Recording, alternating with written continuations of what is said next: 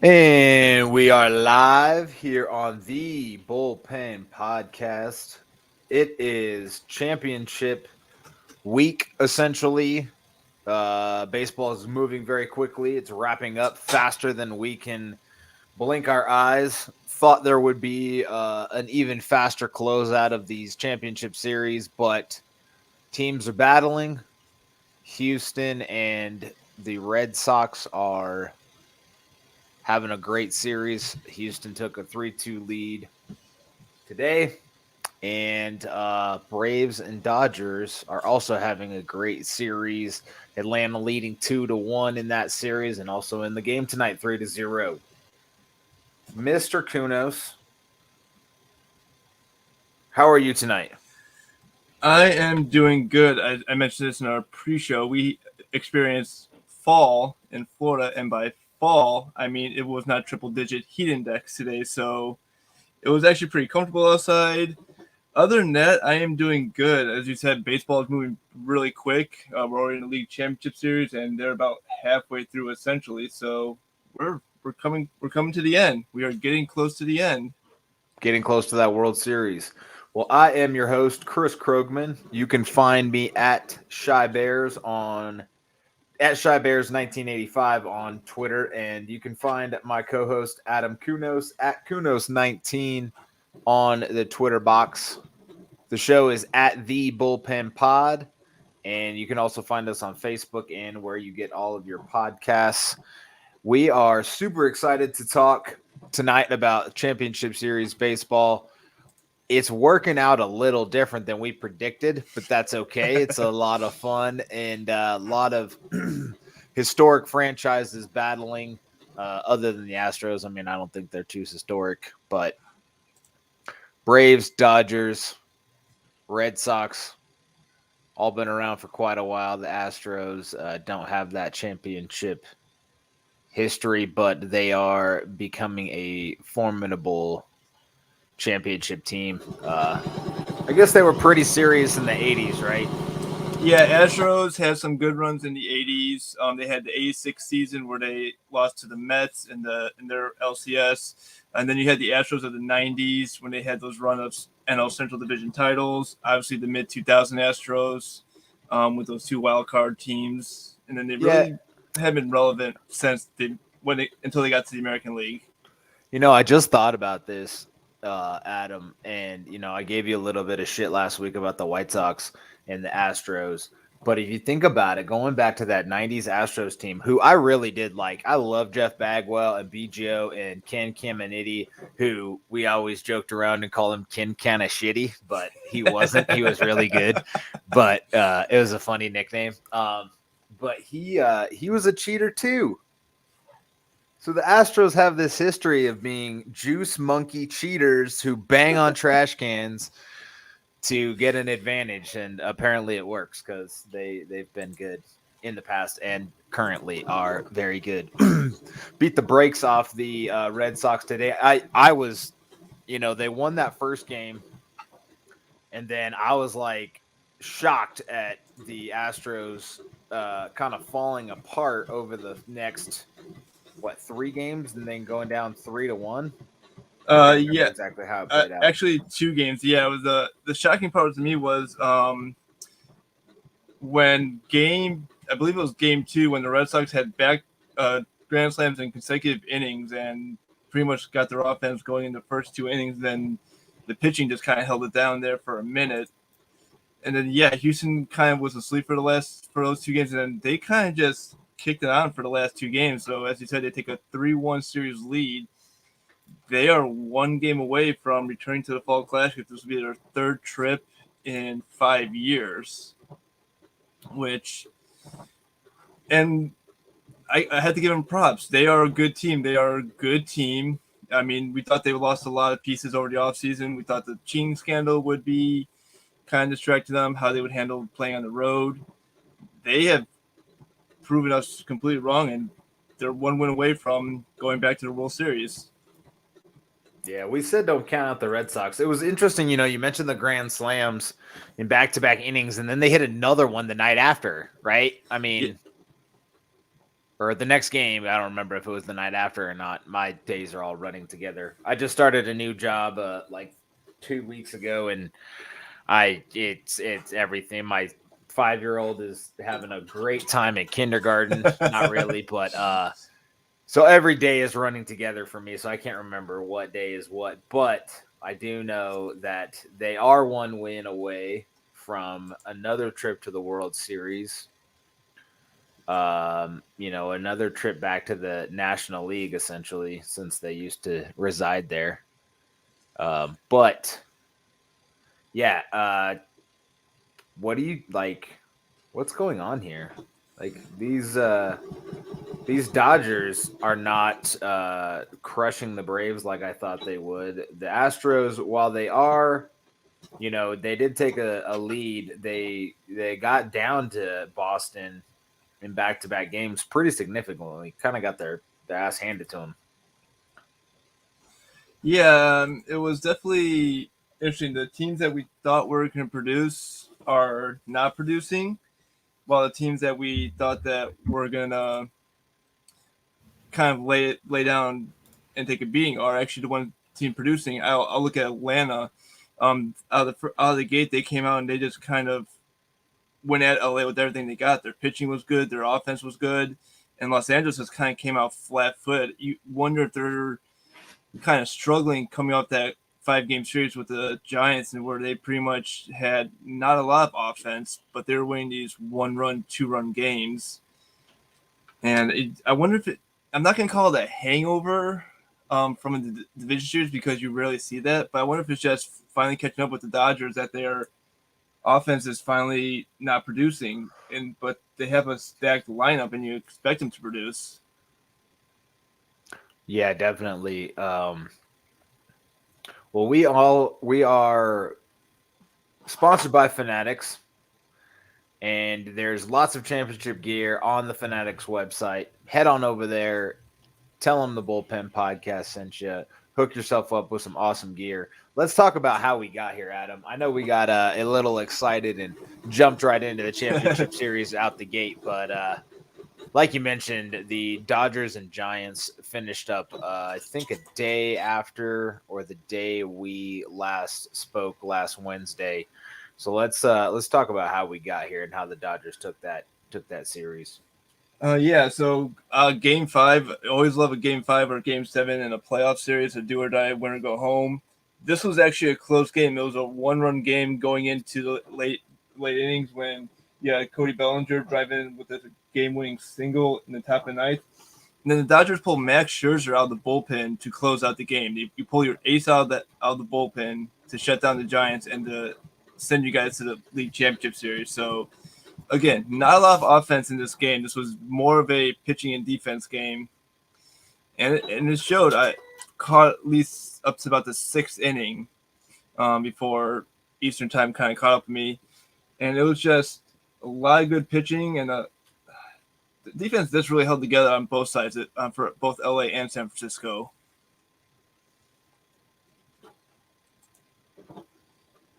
Right, and you having Scherzer come out and close that game out. We talked a little bit about it last week, and how do you kind of handle getting there and making sure you get into the championship series, but also kind of saving your ace or setting up your pitching matchups. And maybe that's kind of part of why they are struggling against a Braves team. That it's a solid team, but it's not it's not a 111 win team like the Dodgers are, or whatever they're at now. Yeah, it's interesting that the Braves. I'm going back to the standings to see how many wins they ended. They ended up of all the division winners with the lowest win total of 83 of the 6 division winners, and then they pretty much had the lowest win total in the National League.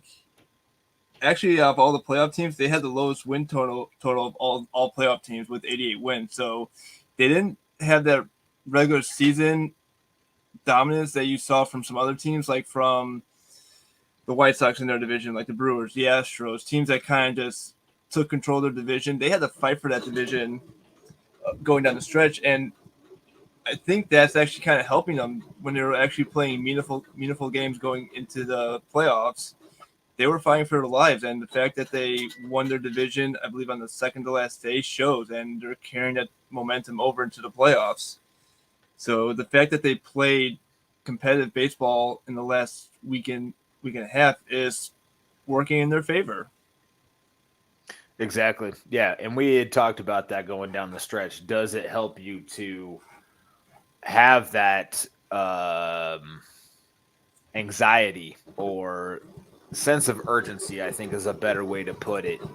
In that you have to compete, you have to fight for your playoff lives, and just carrying that amount of competition level into the playoffs is seemingly been beneficial.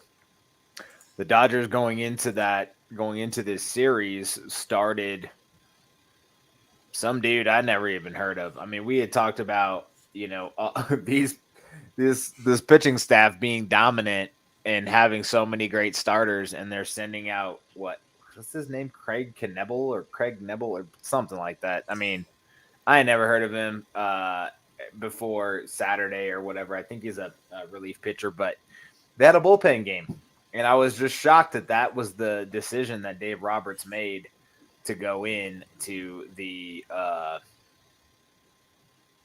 championship series with a bullpen game.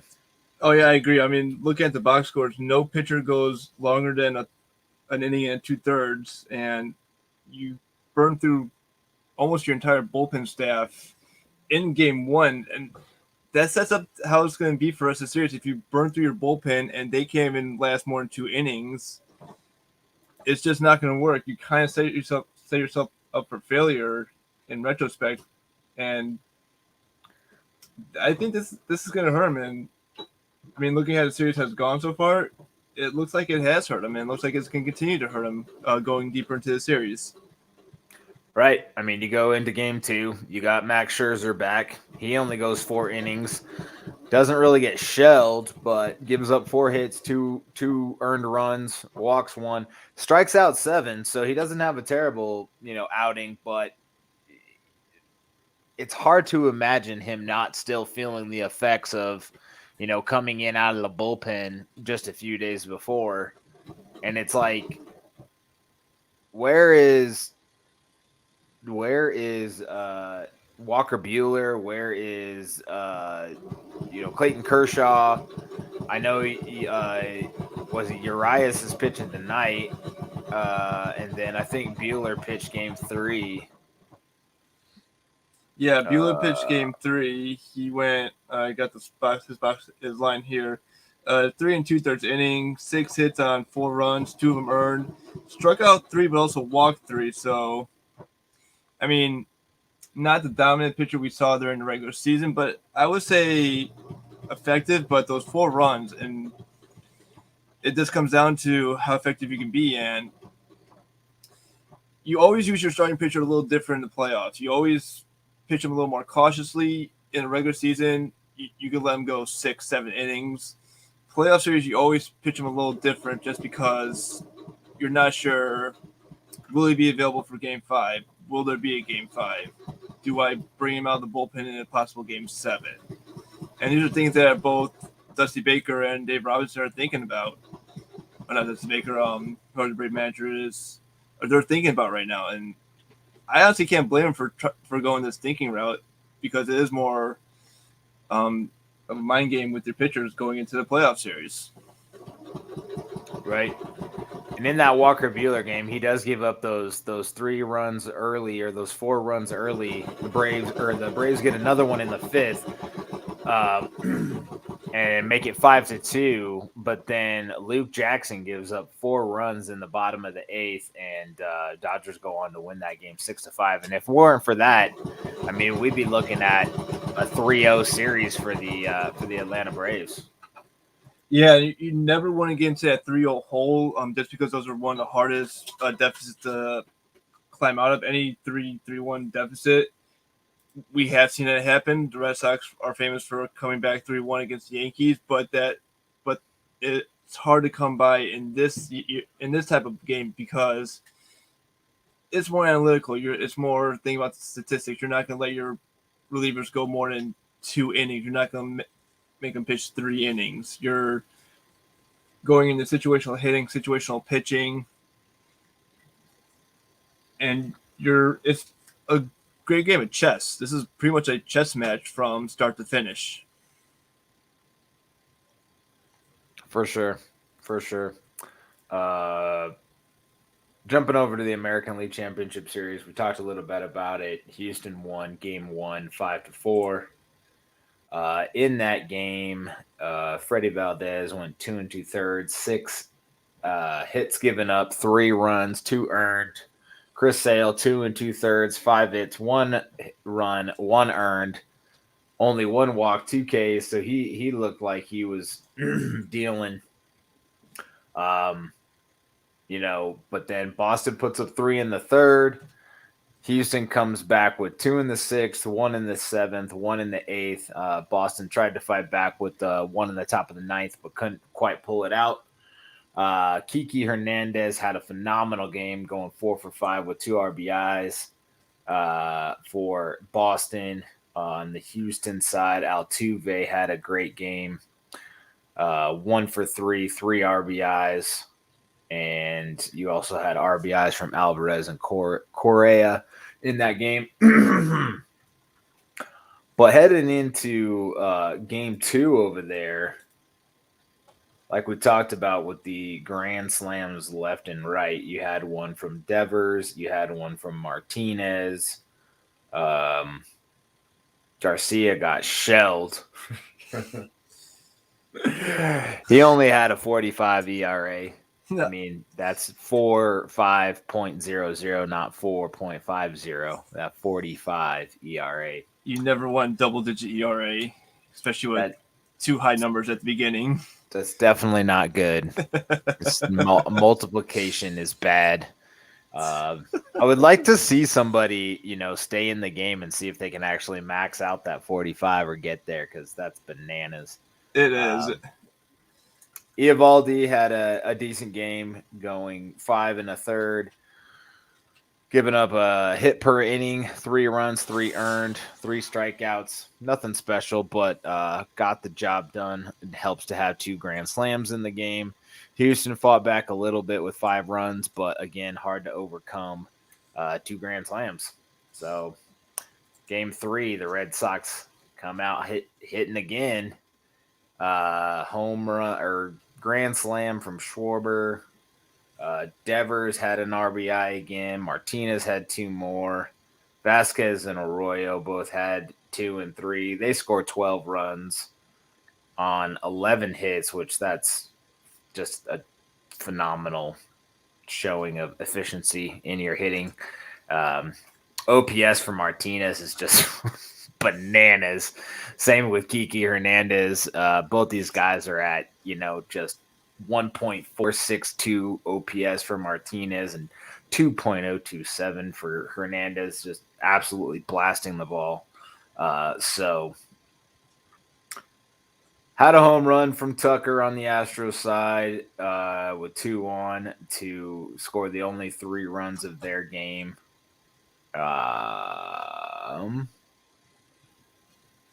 Yeah.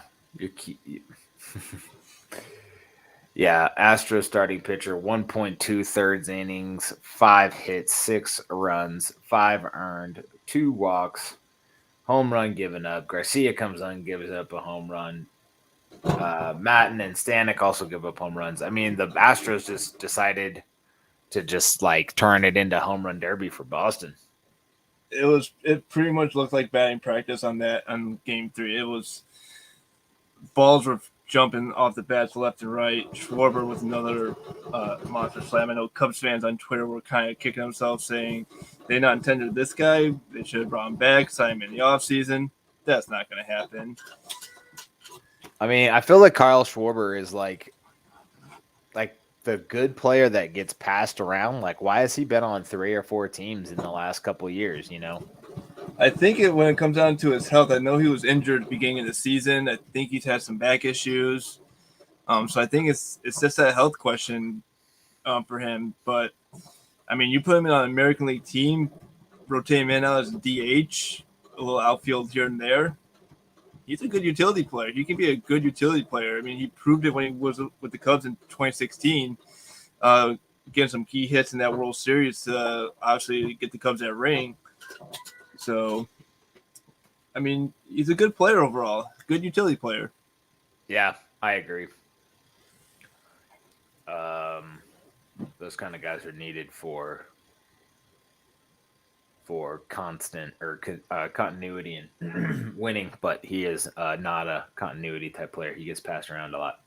So moving on to game 4 of the ALCS, Houston comes storming back with a 9-2 victory.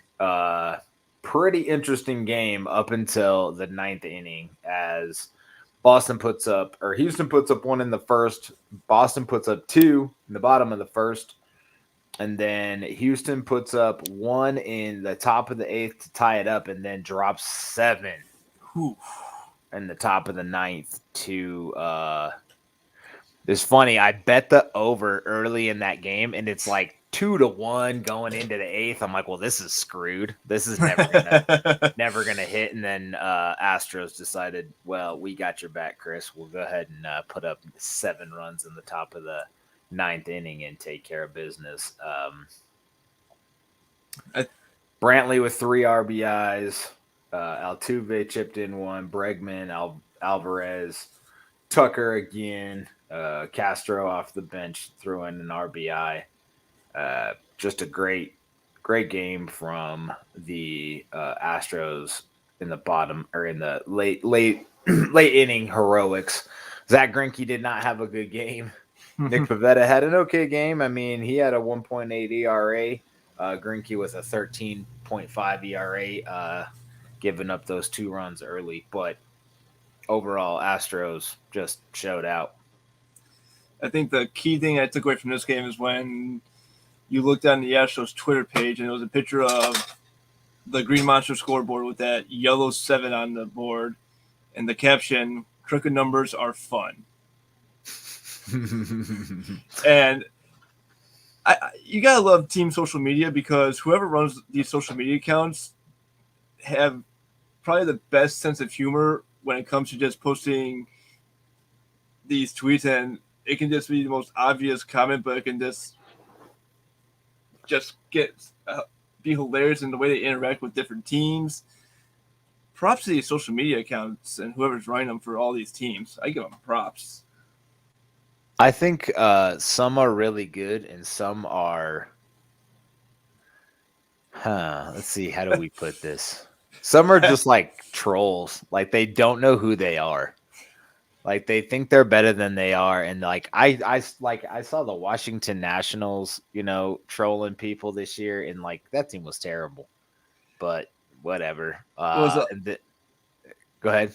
I'll jump over to another sport. I'll jump over to hockey, where the Seattle Kraken were the brand new NHL team, and on their bio says the newest team in the NHL coming for your favorite player on your team. Yeah, they rule 5, or I don't even know what the NHL expansion draft consists of. But I remember when Jake DeGrom made a couple minor league rehab starts, whoever he pitched against, their minor league social media account was hilarious. They were like, don't send this guy again. But like he had come down, did a rehab start against them, absolutely smoked them, whatever. And then there was like another chance where he was going to pitch against them. And they were like, come on, you guys, what are we doing here? And it was, you're right. Some of these social media accounts are run very, very well. I'll give one more story. It was early April where the Rockies got snowed out, and they took a picture of Coors Field and they tagged the Avalanche going, "Avalanche, you have a couple Zambonis to clear the field." So I mean, I love the banter they give, but going back to the series, it's kind of been a tale of 2 different teams. You saw a good Boston team in game 2 and 3, this offense that we did see glimpses of during the regular season, this power that they can show. But then you saw this Houston team who shows how just a complete team they are, how complete they are from top to bottom, with just their offense and their pitching.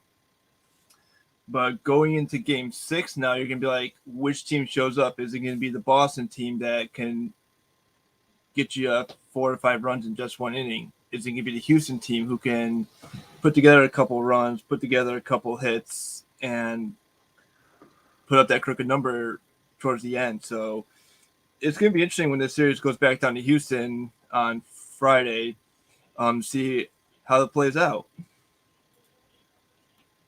Yeah, it definitely is. The Astros today won 9-1.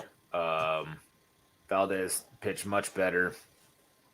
Went 8 innings, only giving up 1 run on 3 hits. He did give up a home run, but struck out 5. Chris Sale did not pitch as well as he did in the previous game. Brazier gave up 2 earned runs as well in his 2/3 of an inning work, but Altuve had he didn't have a great game. Brantley had an RBI. Alvarez had 3 RBIs. Gurriel had 3 RBIs, and Siri had 2 more RBIs. I mean, these guys are kind of getting it from everywhere. Yeah, and I'm looking at Valdez. Sorry, you don't see a pitcher go 8 innings in a playoff game that often. The fact that he goes 8 innings in a decisive Game 5 just is unreal. I mean, props to Dusty Baker for trusting his pitcher today.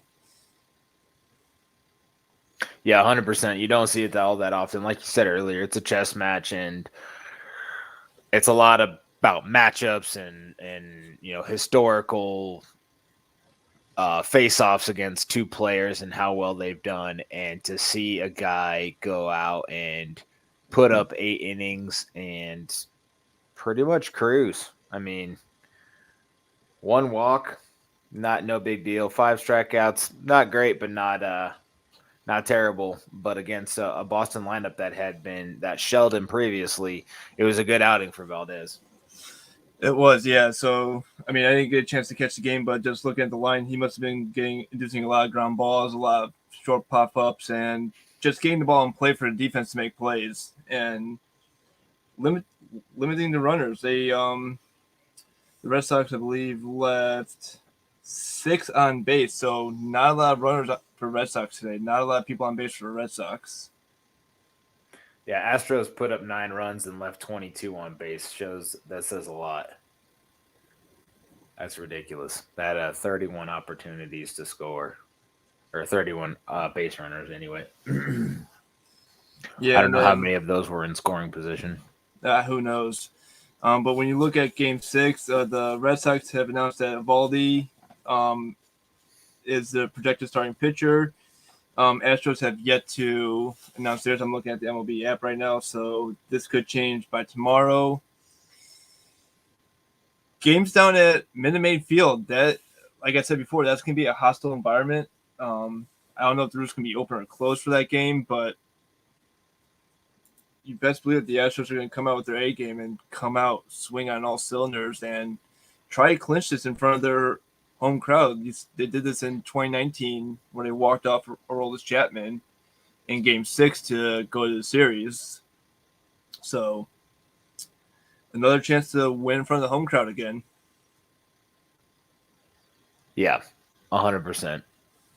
So let's talk a little bit off of playoff baseball. We saw an interesting extension this week from New York. The Yankees decided to retain Aaron Boone, give him a 3-year extension. I think there are some options involved through 2024 with an option for 2025. With the lineup they added and the pitching staff they had, do you think it was on Aaron Boone that they did not go further in the playoffs? And do you think he should have been retained or given an extension? I mean, looking at the record overall, it's a 92-70 record. That is definitely a good record, but that's third in the AL East, and they finished one game above Toronto, who had 91 wins. I mean, this team was good in the regular season. They had that 13-game winning streak that kind of got them back into the wild card. Then they kind of fell off a little. They brought in Anthony Rizzo. They brought in Gallo from Texas.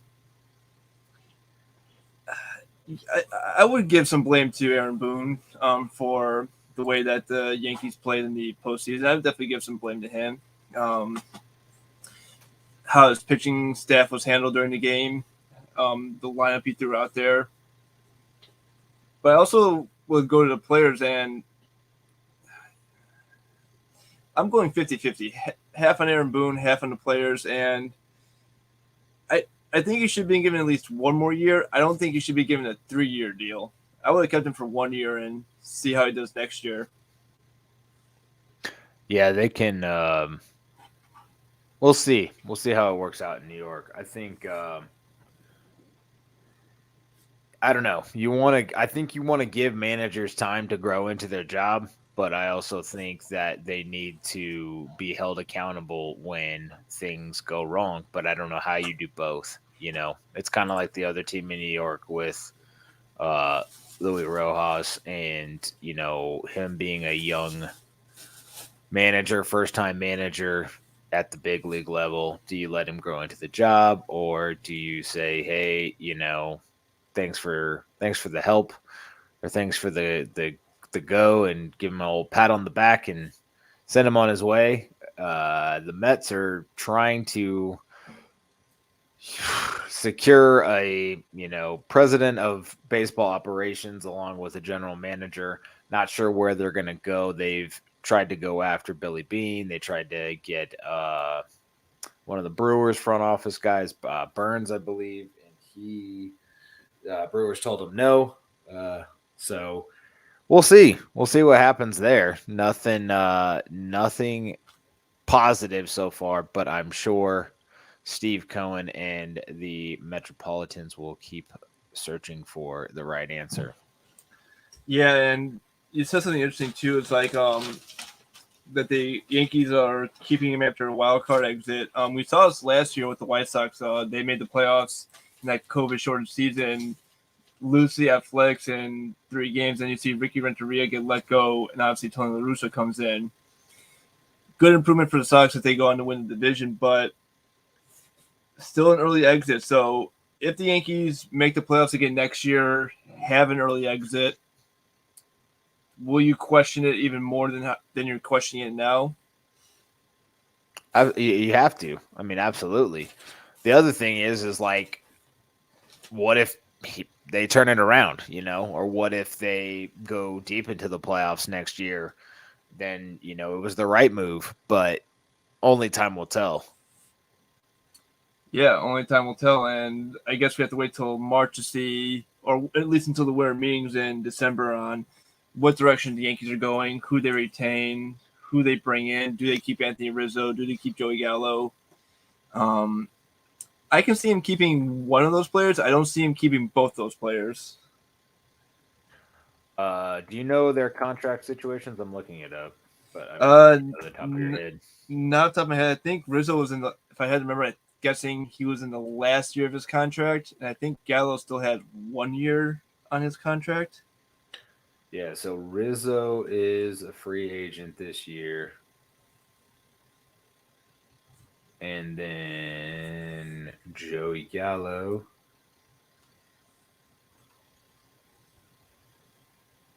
It doesn't look like he is a free agent, but let me make sure I'm not missing. Nope, I don't see him on the free agent list. So it does look like he would be able to be retained by the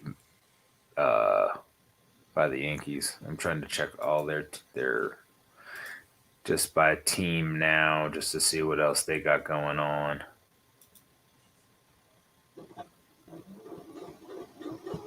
And then while looking up, Garrett Cole. I mean, he signed obviously that huge deal with New York. Does he have a bounce back year? I think that'll be the kickers. If Garrett Cole can pitch well next year, if he gets that Cy Young form that he had in years past, and I think that the Yankees need to clear up their bullpen. Do you want Aroldis Chapman to be that closer with that pure fastball, that nasty hook? Or do you go somewhere else and make him just like a late reliever, kind of what Krimble and Hendricks were, but not in that sense. But who knows? The Yankees, they have a lot of questions they need to get answered this offseason.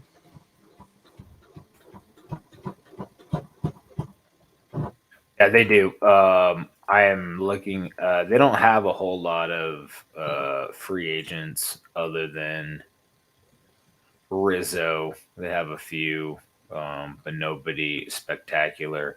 I think that Garrett Cole will have a bounce back year. Give him a year off to figure out how to grip the baseball correctly without using a substance, and I think he'll be much better. Chapman had 30 saves. You also had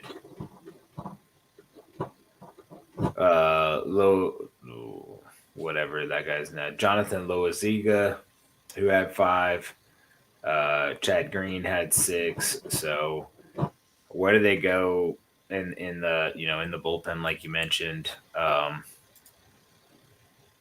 They have some things to clean up, but we don't need to focus too hard on the Yankees. There's lots of other teams that are out of the playoffs this year that made a good push in the late in the season. We talked about the Blue Jays. We talked about the Mariners. You still have the Rays, who are super young and uber talented. They'll have people coming back from injury. You have the A's, who are always tough in the American League. So I think it's going to be an interesting year next year. The American League is just super competitive all the way around. Agreed, yeah. So it's going to be a competitive American League. So let's shift our focus, Chris, over to the National League Championship Series. And I know that game is going on right now. As we speak, it is a 4-0 lead for Atlanta at the top of the 5th. They got 1 on. And Riley's up right now. He's 0 for 2 right now.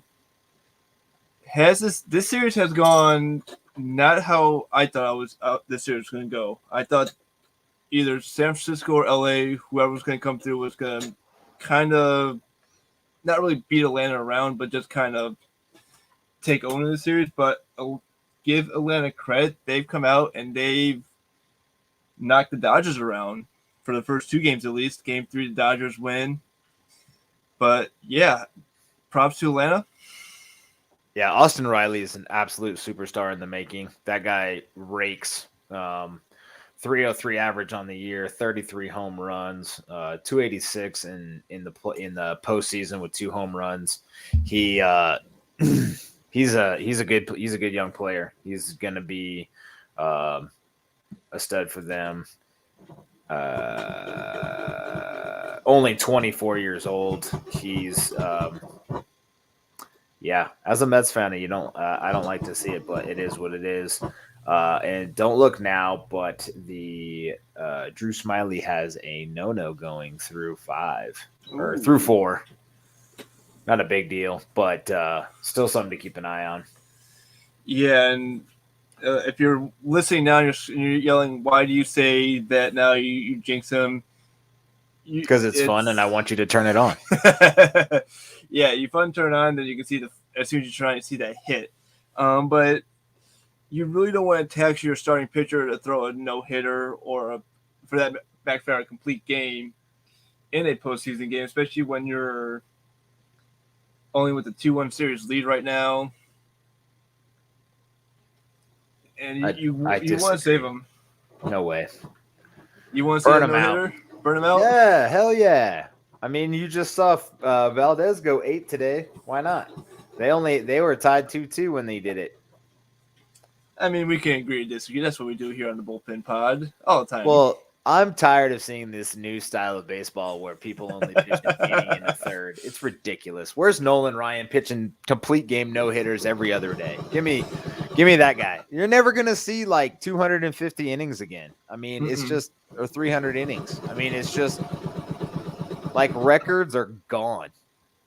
Like you're not going to see, like Nolan Ryan's strikeout record is forever safe. I don't know. It's just like pitching records are over. Yeah, and Guys aren't gonna get like wins are safe. Like you're not gonna see 300. Like we're gonna have to redefine the Hall of Fame again, and I just don't like it. yeah, and it said some of these postseason pitching performances that we've seen. The White Sox in 05 with that 4 complete games in the ALCS against the Angels. You'll never see that happen again. You won't see Roy Halladay going out pitching a no-hitter in the opening game of the NLDS. And I mean, you're talking about like only, 15 years ago. Or I mean, 15 years ago.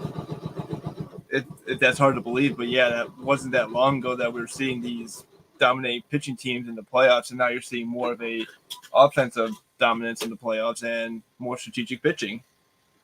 I don't like it. I don't like it at all. It's because everybody throws 104 miles an hour, Yeah, that. And they can't do it for very long. I mean, they can only do it for a few innings at a time. And I guess it makes sense to just have a bunch of dudes that throw 1,000 miles an hour, and that's fine. But like people don't pitch anymore. They just throw it really hard, or they use sunscreen and spider tack to make the ball spin really fast. And it's just, I don't know. I guess I'm being nostalgic and wishing that, I could see less people throwing so hard and throwing for longer and having, long-term dominant careers. Because a guy like Jake DeGrom, who is a pretty damn good pitcher, now throws really, really hard, and he's not going to have a very long career. I mean, you're already seeing the effects of it. He's been hurt and in and out for several years now, so it's just unfortunate. Guys like Noah Syndergaard throws really hard. He's hurt a lot. Yeah, it's just unfortunate. And you're seeing a lot of these hard throwing pitchers going in for Tommy John surgery because they're putting so much stress on their elbow and their tendons that they are first 2 years of their career they're throwing lights out. That third year their velocity drops, so they go in for Tommy John. They come back after a year of rehab and they're pitching okay, but that velocity is still not there to where you saw it at the early stages of their career. So, yeah, I agree. I can agree with you on that, saying that I'm not a fan of pitchers that go out there and try to throw as hard as they can for 5 innings. You need to pace yourself if you want to have a good career. Everybody needs to get the Rookie of the Year surgery where they like tighten your tendons and everybody can throw, 110 miles an hour. There you go. It'd be super fun. Super duper fun. Who was that guy? Wasn't there a guy for the White Sox, like a lefty reliever or something a couple years ago that was just absolute fire, like 102 miles an hour? Yeah, so Michael Kopech, when he came over in the Chris Sale trade, he came with Yohan Moncada.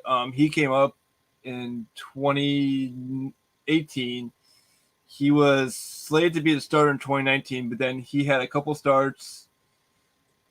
I mean, he was throwing 101, 102 miles an hour. He was getting in triple digits nearly every time. Has Tommy John surgery in 2019. Doesn't pitch in 2020. He was one of the players that opted out for the season. Comes back for 2021 as a reliever, as a middle-long reliever.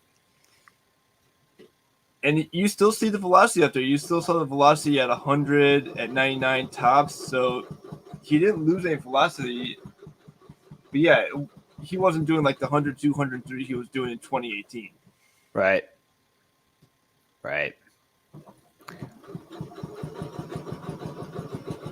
Now, and yep, Braves again. Braves are up now 5-0 with 2 out, and Jock Pearson, who has just been on a tear this postseason, 3 home runs, 9 RBIs. I know another player that Cubs fans are kicking their ass about right now of why did we let him go or why did we trade him? I mean, I think Cubs fans are watching the playoffs right now to see more of their former players I mean, than Jock cheering for a team. Peterson. I mean, he a 250 average and 7 home runs during the regular season. I'm not exactly like heartbroken if I'm a Cubs fan. I mean, you got what you could out of him, but I mean, good for the Braves for bringing in, these guys to make a push for the NL East. We talked about it at the trade deadline, like, hey, what are the Braves doing? And what the hell did we know? They're they're going on a tear, is what they're doing. Exactly. So I mean, if I'm jumping ahead here, but if the Braves do close this series out, they deserve all the props in the world for just getting to the World Series and with the team they have built and the way they started the season. We thought that they were going to be taking a step back, but yeah, if they can close the series out, props to them. And like I say, I love the pearls that Jock Pearson is wearing. I love these superstitions that players have. They do anything crazy in the postseason, they keep it. Man, whatever. This makes me think of like Nomar Garcia and his ridiculous fucking batting glove bullshit. Well, then you look at Juan Soto, who had Baby Shark play as his walk-up song for the entire 2019 postseason, and the National Station ran with it. Listen, man, if I'm a guy, especially a guy in sports, I'm not rocking a pearl necklace, okay? There's an Urban Dictionary, definition that you all should go look up if you don't know what a pearl necklace is, but don't be that guy. Don't be Jock Peterson. Now I'm rooting for the fucking Dodgers even harder. I'm gonna go live bet the Dodgers and lose some money. You are welcome. Glad I could help. So, Adam, they can't close it out tonight, but if they take a commanding 3-1 lead, it's gonna be difficult for the Dodgers to come back. But let's talk a little bit about World Series predictions before we get out of here. I'll start with the American League. I hate to say it, I would go with Houston right now. I would take Houston as your American League champion. I think they can close out Boston in Game 6 on Friday, and I'll give Houston that AL pennant. That'll be their third AL pennant, fourth pennant overall if you count the National League, third World Series in 5 years. That's a hell of a run for a Houston team that we thought wasn't going to be competitive. So for the American League, we talked about it a little bit coming in. Boston's been on an absolute tear. They're not necessarily the most talented team in the playoffs, but they just seem to find it at the right time. And I'm not saying they'll win the series, but I think they'll definitely take it to 7. Eovaldi pitching on Friday, I think, gives them a great opportunity to win this game. I know it's in Houston, but I think they got a good shot at extending this to Game 7. But obviously, Houston could they kind of got some momentum going winning the last 2. But that kind of seems to be how this series is going. Astros win first one, Red Sox win the next 2, Astros win the next 2. Maybe the Red Sox win the next 2. Maybe the Red Sox win 1 and the Astros win 1. But I don't think it closes on Friday. Plus, fucking sports are bullshit because they all want Game 7s. So it's going to be a Game 7 because baseball wants it. Manfred wants it. There's money on the table. There's no way that it closes on Friday. Yeah, I mean, I wouldn't be upset with a Game 7 on Saturday in Houston. You can't argue with the Game 7 in any sport or a one-game playoff, depending on the sport. Definitely not. Definitely, I wouldn't be surprised if there's a Game 7, but I would have to give the edge to Houston. So if they don't close out in Game 6, I still give them the edge in Game 7. All right. I'm going to take the Sox for the series just because you're taking Houston. And just because we like to agree to disagree on this fun little chit chat we have here. Agreed. I know there's probably a couple White Sox fans. They see the banner behind me going, why are you picking the Astros? They beat the White Sox. They were clearly the better team. I'm sorry, I had to say they were clearly the better team. The White Sox are early. I mean, they're still young. They Yeah. got a lot to look forward to. If they can keep their manager alive, I mean, if Tony La Russa can continue managing well into the next few seasons, I think they could be an AL contender. But like I said, man, that AL American League is going to be tough for a long time. So it'll be fun to see how that plays out over the next year, 2, 3 years. See if the Sox can get enough together to make it happen. Switching gears to this National League. Yep, I think we just had Chris drop out. So we're going to switch over to the National League side of this for World Series until Chris jumps back in. There you are, buddy. Yeah, I clicked the wrong button. Jumping back into this National League series, Braves look like they are going to take a commanding 3-1 lead, and the Dodgers are just flat. I just don't see how they can come back from this. Maybe they figure it out, but I mean, if they lose this game, then it's they got one more in LA, and then it goes back to Atlanta for the final 2. I don't see how Atlanta doesn't figure this out and close it out in at least a minimum of game 6.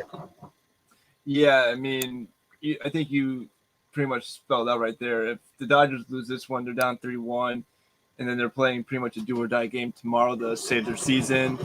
But yeah, they go back to Atlanta to where they dropped the first 2 games. I mean, okay, so best chance the Dodgers have, and what I was looking at is how many runs have they put up in any given inning in this series, and they put up 4 in the 8th inning of was that game 3, and I guess they could figure it out if they can get Drew Smyly out of this damn game. Atlanta has somebody warming in the bullpen, but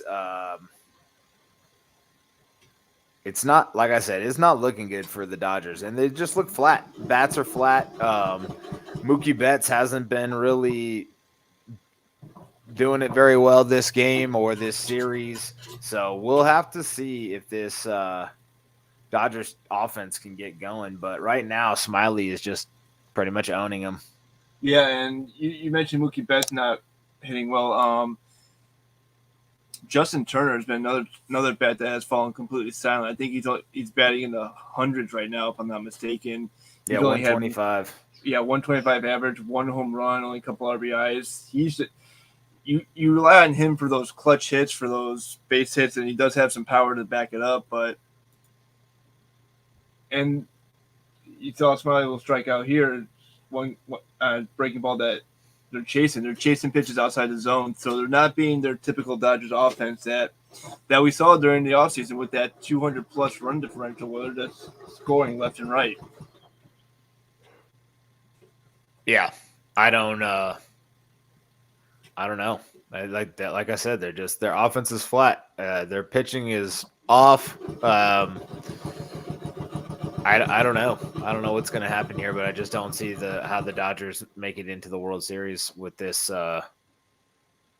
this disaster of an offense right now. But maybe they deserve it with their $270 million payroll. I mean, money doesn't always buy championships, and we saw with the Yankees and in the 2000s coming off their dynasty how money doesn't win. And now you're seeing with the Dodgers throwing money on the field but not producing. So I'll give the edge to the Braves in this one. Yep. So I think if we're looking at this correctly, you're going with Red Sox, Braves. I am doing Braves, Astros. If we're looking at that right now, I believe. That is correct, sir. All right. We'll see if those predictions come to fruition. Yes, we will, my friend.